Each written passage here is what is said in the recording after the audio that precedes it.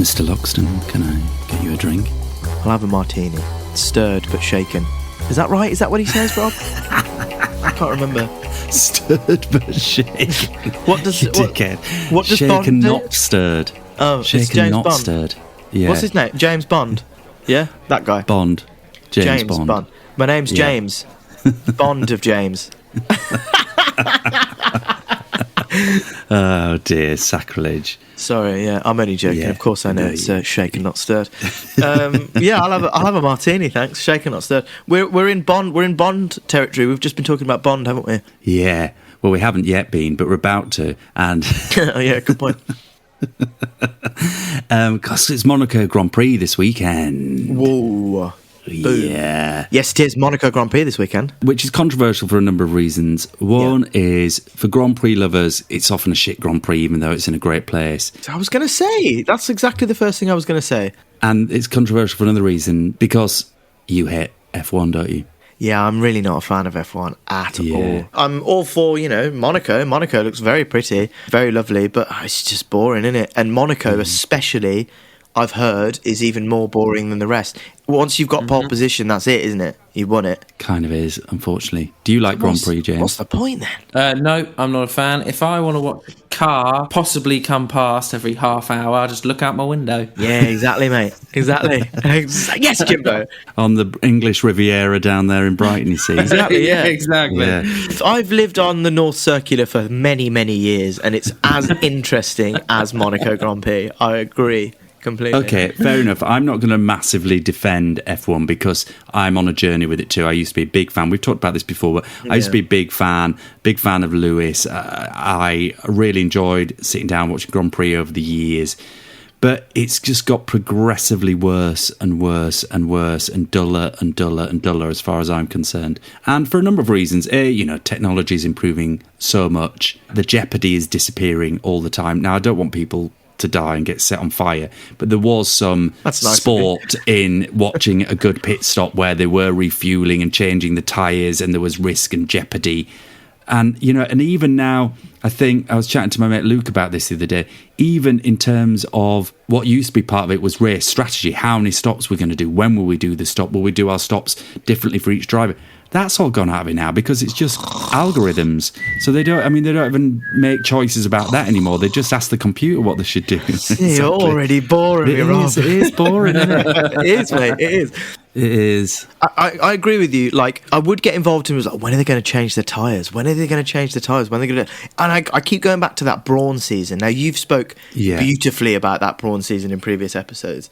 And it was very romantic, and it was bought for £1 or something like that, and it was like, rags to riches story. Even so much so, random, didn't have this on my 2024 bingo card. Keanu Reeves has done a documentary about that F1 season that's on Netflix. Yeah. On Netflix or Amazon, one or t'other. But that's how cool that season was. But now, I'm with you. It's too clinical, and the specifications are all too much, and it's not so much about... It's very much about, like, driving these days. Like, members of my family who are a bit older, they talk about, ragging little minis around and feeling part of the driving experience. Whereas if you drive my Peugeot now, like, it's just boring as anything because you don't feel like you're actually driving anything. Yeah, imagine driving a good car, what that must be like. Oh, I know, right? What's the best car you've ever driven? What's the best car I've ever driven? I might have mentioned this before, but I remember when I did work experience, and I used to work quite regularly for the Rugby League, the governing body of Rugby League, and I was part of the World Cup organising committee for the 1999, not the committee, working for the 19... I wasn't on the committee, but I was working... where it was going. I worked on as part of the organisation of the World Cup for 1999 in my gap year. And I remember that one of the heads of department there needing to get some rugby league kit and merchandise over to Wigan for a photo shoot because there was some of the captains there and they needed some merch that hadn't been delivered. And she chucked me her keys of her company car, which was then a top-of-the-range Rover, which nice. Back in the day, Rover when Rovers used to be 95. it was a big saloon car, and it was quite high spec. And she took me the keys and she said, "Get this over to Wigan," and we were in Leeds, and it needed to be there within like 2 hours. So I was like, "Oh my god!" And it was branded as well with Rugby League and World Cup, and I was driving along the M62 feeling totally cool. And so my age to quality of car ratio was really good. Yeah. Fair enough. Yeah. So that was really good. Is the Peugeot the best car you've ever driven? God, no. I was given an Alfa Romeo Stelvio to drive from here to Cornwall once. It was absolutely stunning. And yes, I did speed. No, nobody's listening. Through the country roads. It was brilliant. Beautiful car. Big, but massive car. But incredibly quick. It's like a feather touch and you're going fucking 600 million miles an hour. Gorgeous car. Yeah. My sister has a Land Rover Defender, a new one, and that's a beast of a car. I mean, that is huge. They're huge. You're driving round the small cobbled streets of York, as I did when... Actually, interestingly enough, I did all that when my sister and husband Will went to Monaco to stay at the Hotel de Paris, which features in some of the Bond movies. Good segue. Yeah, very good segue. Because really, given that we are... Well, you are... and I am less. You are not that interested in F1 anymore. We were thinking about Monaco and films in Monaco and Bond, of course, inevitably in Monaco. So here's the question. We debated this on the bucket list. Would we go to a Grand Prix, but which one were we to go? But if you were invited and we were invited to the Monaco Grand Prix, you're going to go, aren't you? I mean, yeah, if it was free, I'd go. Yes. Obviously. If it was free, of course I'd go. Yeah. Would I? I've got a bit of a thing about Monaco. I just feel like it's a bit too Instagrammy and a bit showy, and I'm not a part of that, Rob. Yeah. I'm not akin to that sort of lifestyle, and I find it like doing things for the sake of doing them for image. Yeah. You know, as opposed to kind of going and being part of the actual atmosphere and stuff. Like if we went to Monaco, the Grand Prix, how much of the Grand Prix would we actually be invested in? Probably not a lot. No, we'd be watching the people watching the Grand Prix, watching other people. Exactly. And I'm a bit like, okay, it's a nice yacht, and yeah, the champagne's lovely and whatever, but like it's a bit showy, and like there's a half the cast of like French Love Island over there, and they're all just really stupid, and it's annoying, and everything's really expensive. Being in the harbour on a yacht, you know, being hosted by someone. Oh, I don't know. I think it'd be a great experience. Can you take a picture of me while I have this caviar, please? No, just have the fucking caviar. Yeah. It reminds me too much of an ex-girlfriend I had once, and I don't like it. Oh, really? Sorry. Really? Yeah. Just Instagram stuff. I'm not a fan. Yeah. Fair enough. Okay. I agree with that. But if there's anyone who wants to give us free tickets, I'll happily go, and I'll go to Saint-Tropez if you want. Go do the anti-Monaco podcast from the Monaco Grand Prix. But there's just not enough of a sporting thing. It's a boring race as well, you know. Fair enough. Okay, fair dues. Silverstone. Let's go Silverstone. Okay, I'm down. Okay, sweet. But are you Bond fans? Yes, massive. Yeah, Bond fans. Yeah, I'm a Bond fan. James, you're a massive Bond fan. Love him. Who's the best Bond ever? I do think Daniel Craig. Do you? I mean, that's a generational thing as well. He's your Bond, isn't he? Yeah, he's your Bond. The thing is, I've watched them all. I do like Sean Connery. Yeah. Mm-hmm. But I just think that Daniel Craig's the best one. Yeah. Okay, fair enough. Jack? It's got to be Bronholm. Who? Oh, you won't have watched it, will you? Okay, so there's a... Do you know Adam Buxton and Joe Cornish? Yeah. Adam Buxton, he has a fantastic... The pair of them have a fantastic thing about Pierce Brosnan. He's called Bronholm. It's Bronholm all day. Pierce Brosnan is my Bond. He's such a bang average actor, but he's really good as James Bond. If you bought into it, it was really good. But yeah, Bronholm all the way. He was a sort of quintessential idea of a certain kind of Bond, wasn't he? You know, the charm, the smarm, breathtakingly good looking as well. He's so fit. It's and he could deliver the kind. You know, he was good at the misogynistic quip. You know, he sort of was the last of that era where it was that type of Bond. I love Daniel Craig as Bond. I mean, I think he is absolutely brilliant and was brilliant. And he reinvented it for a new age, didn't he, to a certain degree? You know, the role and the part and the franchise is really of another time in many, many ways. But I think he did update it. Yeah, he did. In a really I think he turned it into a proper way. action series as well. Yeah. The new style of it all And it was a more kind of psychological as well towards the end of, like, Skyfall was quite a psychological thriller with Judi Dench and all that kind of stuff, and Javier Bardem. But yeah, I can't look past Bronholm. And they've aged so badly. Have you watched GoldenEye recently? Oh my God, it's aged so badly. I haven't actually, but that is, of course, heavily featured in Monaco, isn't it? Mm-hmm. Yes, it is. A attack helicopter that he nicks is in the harbour at Monaco. Yeah. Yeah, but it's just not aged well. But yeah, it's Bronholm. It's Pierce Brosnan, man. If you haven't, actually, speaking of Pierce Brosnan, and to tie into Adam Buxton and Joe Cornish, if neither of you have seen, or anyone listening haven't seen the film called Taffin, Taffin, I implore you to watch it. It's one of the worst theatrical film performances I've ever seen in my life, but it's brilliant. Oh, yeah. Give it a watch. It's so good. I don't know that. But yeah, the Casino Square and Casino de Monte Carlo feature heavily in GoldenEye, and I would say also one of the best themes ever. Tina Turner, GoldenEye. Yeah, great song. Fantastic song. Probably one of my faves, actually, I would say, right up in the top of them. Yeah, what's your favourite Bond song? That one? Are you going that one? GoldenEye? I think Carly Simon, Nobody Does It Better. Oh, what a banger. Yes. Yeah. Which, of course, it might be the only or one of only two songs that don't feature the movie title in the song. Yeah. I think the other one is my favourite. Go on. You Know My Name from Casino Royale. Oh, what a tune that is. Chris Cornell. Chris Cornell, yeah. Did you really enjoy that? It was a good theme. I love it. I think it's punchy. I think it's slightly in your face, because it was when they were rebooting it, and it's called You Know My Name. It's like, you know what we are, what we're doing. This is going to be good. That is a great song. Chris Cornell's got a beautiful voice. Yeah, and it wasn't, you could probably play about 10 Bond themes at the same time and not be able to tell the difference between them. There's certain ones that just are in that form, which is a lovely formula. I really, really like them. Yeah. But they're a bit formulaic, some of them, and that wasn't in that mould. Worst Bond theme of all time? Madonna. Madonna's one is crap, yeah. I guess I'll die another day. Do. I guess I'll die another... That's a crap song, yeah. Jack White, didn't enjoy that one. The best one for me is... I can't remember which film it is. Na na na na na na na do. Na na na na na na goodbye. In your eyes, tomorrow never dies. That's probably the best one. That's I love the Who one. sang that? Who the hell sang that? Sheryl Crow.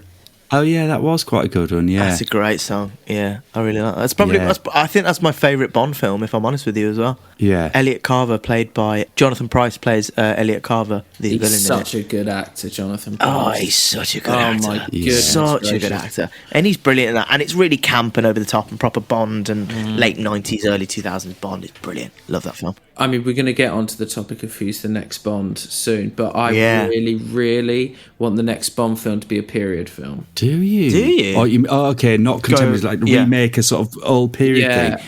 What's your rationale for that? I just think that if you made a Bond film that was set when the first Bond films were being made, so like the 60s, you could just have such a cool film. That's not a bad shout. Good idea. Okay, well, we're talking about who should be the next James Bond. Jack or I? I don't think we're very good. I'll have a Vimto if you've got any, please, mate. Thank you. Shaken, not stirred. Shaken, not stirred, please. Thank you very much. Thanks so much. Yeah. Thanks very much. Bloody dear, this in here, isn't it? Bloody hell. How much? I think I'd be an amazing Bond. Do you? Gay Bond. A gay Bond? Yeah, that'd be great. An amazing gay Bond. That'd be cool. I mean, I did when I was in my DJ for the National Television Awards. I think, it's one of those pictures that I really, really loved. And it's still sort of profile picture, a lot of things. Yeah. But I did put it up and hashtag Barbara Broccoli in it, just in case. I don't think she's on Instagram, but I haven't heard back. Did she not? That's really interesting. No, I think me and you would be a really good double act villain pairing. Mm-hmm. Oh, yeah, that would be good. Like a Laurel and Hardy villain pair. That would be great, yeah. Get the nuclear codes, Rob. The what? Pass me the nuclear codes. You had the nuclear codes, that kind of thing. I'm thinking slapstick. That'd be good in a sort of Joker-esque dark comedic Bond villains would be quite fun, wouldn't it? That'd be a dark twist. Yeah, maybe some like vain hosts of TV channels or podcasts who take over the world's media stations and with dark ends and through their charisma try and influence and change the world. There you go. Oh my God. There you go, Barbara. Sort out. So, Jimbo, who do you want? Looking at the top 10 odds, and neither of us appear. So, who do you want, James? Who would be as a Bond fan, who would you like to be the next Bond? Me? I mean, if we were also going with my period idea, I like the idea of Richard Madden. Do you? Yeah. Really? I think if he played it... He's very short. He is quite short, but so is Tom Cruise. And look where he's, Look where he is. I hate Tom Cruise to be Bond. I think it'd be good in a certain setting, playing Bond a certain way. But this is a classic thing, isn't it? Richard Madden was in a couple of TV series and then suddenly he's everybody's, the bookie's odds to be Richard Madden. But does he have the qualities of it, really? I mean, he's Scottish, which is a bit of a tradition around that, of course. Yes, Moneypenny, yeah. But I don't think he has the sort of oozing masculinity, if that's important for Bond. And I don't know. I don't know if it is. The thing is, all of the other bookies' choices that I've seen are actors that are really like thin and lanky, and I just don't see that in Bond. There's like Tom Hiddleston and like Cillian Murphy. They don't ooze masculinity to me. Well, Tom Hiddleston, absolute not. Definitely not a fan of that. No, not me. Cillian Murphy is a fine actor, but a Bond he is not. No. He's not a Bond, no. I would really love to see Regis Jean-Page. You see, I knew you were going to say that, and that would really drive me mad. I think that is such a bad... Yeah, he's not Bond. Because he's not... Oh, but he is charismatic. No, he's got an amazing charisma and sexuality and charm, I think. I can't see him as Bond either, though. That's not what I want to see from the next Bond. I think it would be too cliche. I think it would be too far that way. Me, on the other hand, James Norton. I can't look past James Norton for me. I think he will give such a depth and such a smoulder to him. I think James Norton would be brilliant. He's a fantastic actor for me. He looks very like Daniel Craig, so I think it would be too close to it. I think James Norton I don't know. I mean, obviously people talk about Idris Elba a lot. Can you see Idris Elba as Bond? Too old now. I think he's too old. I also think he's a bit too powerful.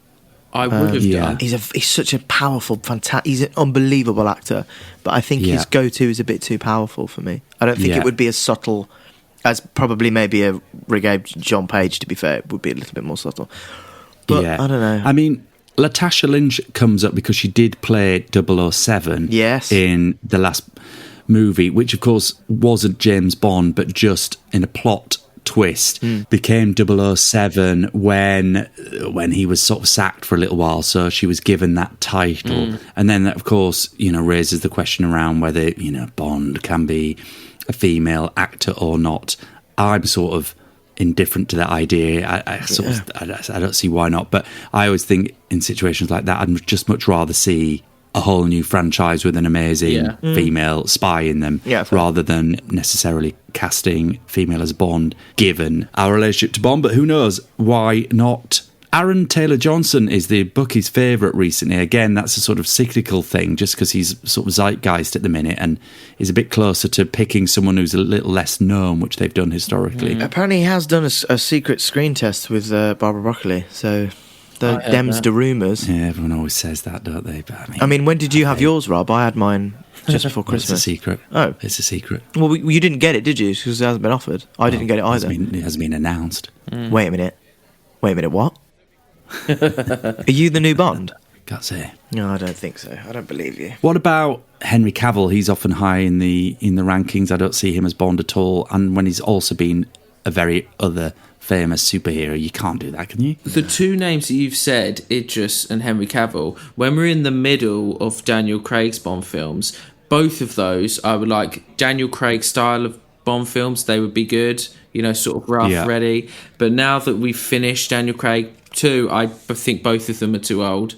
And I think we just need to go in a completely different direction with the films. The thing is that Bond is supposed to be a bit old. Yeah. But this was the one thing I didn't like about even though Casino Royale is my favourite and I like Daniel Craig, this is the one thing I didn't like about his movies. The first film was I'm fresh out of 00 school, and I'm here ready to go. And then the entire rest of the franchise was, I'm too old to be Bond now. Like, that doesn't make sense to me. Yeah. I know, but if you start looking for sense in these movies, that way madness lies. Yeah. I mean, they've twisted and turned, which is fine as far as I'm concerned. I mean, in fact, I think when they try and make sense of it, they're the weakest bits. It's why I didn't really like Skyfall when suddenly we were going into the past and looking at people who raised him and all.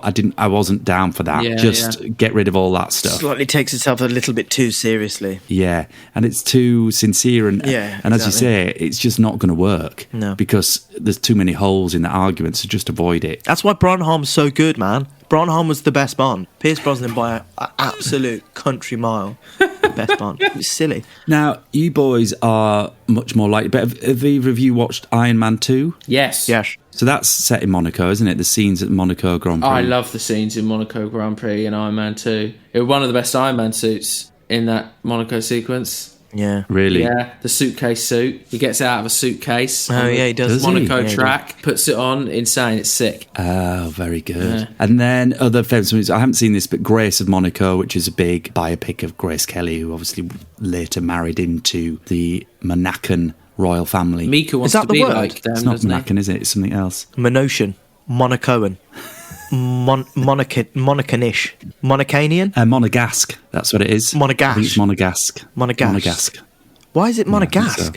Don't know. Google it. I think it's Monegasque. Fair enough. I've been to Monaco. Have you been? I haven't. I'd like to take the camper van there. I have been. It was a slapdash visit. We stopped off on the train, got off for a couple of hours, and then, I mean, I was quite young. Was this with the girlfriend that you now resent? No. God, no. I had too many holidays with her. Can you take a picture of me? Oh, yes, okay. Why? For your Instagram? Okay, darling. Can we just eat the food as opposed to taking pictures of it? Anyway, I'm being horrible. Oh, dear. It's cool, man. It's a nice place, but it's just too showy and it's too... Yeah. No, we're not here for anything other to do with just showing off a bit, aren't you? Okay. Well, fair enough. So things to look out for this weekend are a boring race. People stood on yachts in the harbour watching the race. Keep an eye out for helicopters taking off out of various film locations, including Hotel de Paris, the Casino de Royal. Is that what it's called? De Royal? Remember. Casino Royale. Exactly right. And that's the movie. What's the actual casino called? It's Casino de Monte Carlo. That's the one. Casino Square. And you'll see various lovely sights and all the rest of it. But the racing itself will be a procession, most likely won by Max Verstappen, who will qualify quickest, and then procession to the end. And then we'll dive in a pool at the end with his rich pals. And then they'll all go back home and count their cash because none of them pay tax. See, you don't like it either, Rob. Let's be honest. Let's be real honest. You don't like it either. So why should we go and pretend that we like it, go over there, just for the sake of going over to pretend that we like it? Because I love being in... I think we'd be great. Two working class lads, really. Yeah, but we'd have to play up to the working class thing. I would want to be... Totally. I want to be sitting there in a vest with like egg stains down my vest. You're going in a vest, an egg stained vest. Egg stained vest, and I want like plaster on my hand because I've been plastering, obviously. I've been working my hands. I'm a proper working class boy. And I want to be sitting there going, bloody hell, they're rich, she's posh, bloody hell. I want to be sitting there doing that. I will go to Monte Carlo with you if we don't go in anywhere that, like, unless we go to, like, the divers places in Monte Carlo.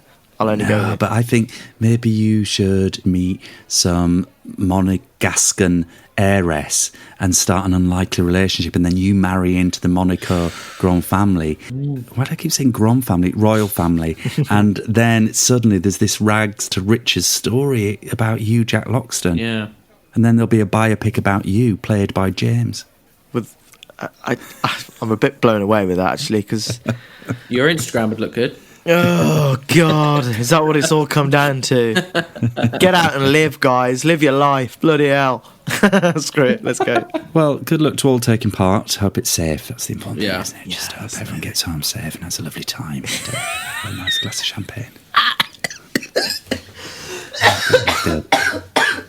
I poisoned him. Sorry, it worked. It poisoned him. His shaken and stirred drink he ordered at the start was actually laced with arsenic. And so begins my reign.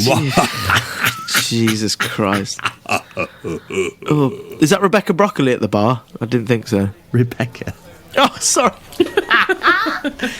Is that Barbara Broccoli at the bar? I don't think so. I prefer Rebecca. That was the name of my ex-girlfriend. Oh, no. Rebecca Broccoli. No!